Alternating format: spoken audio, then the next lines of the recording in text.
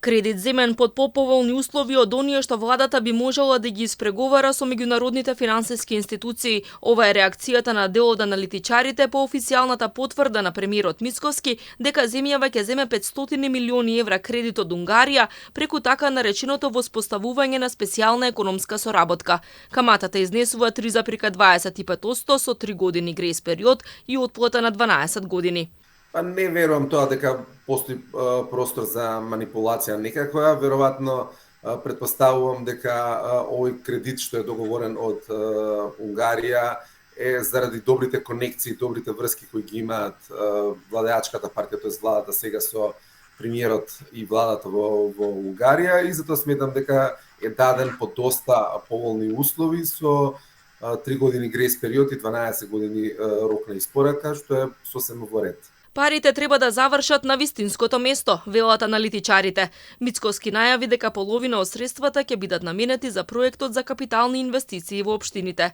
Пекевски вели дека токму во вакви проекти кои креираат додадена вредност, ангажираат домашни компании и носат економски развој, треба да се вложат овие пари. Се друго само ќе значело билдање на долговите.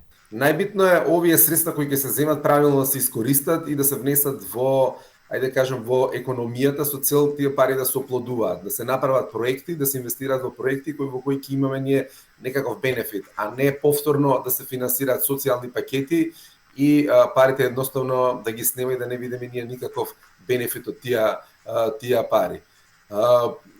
Најавата е дека ќе се финансираат 250 милиони кидат во проекти за општините. Ајде да видиме во какви тоа проекти ќе се изфинансираат. Алармите од Државниот завод за ревизија за јавен долг од 62% од БДП, задолжувањето под понеповолни услови на претходната влада и апелот да се внимава при управувањето со јавните финансии го стеснуваат просторот за финансиски маневар на новата влада. Дополнително за само 3 години треба да се вратат 2,87 милиарди евра долгови, што е половина од годинешниот буџет на земјава. Министерството за финансии официјално објави јавен долг од 8,77 милиарди евра, што е 58,6% од БДП на крајот на првите 3 месеци годинава.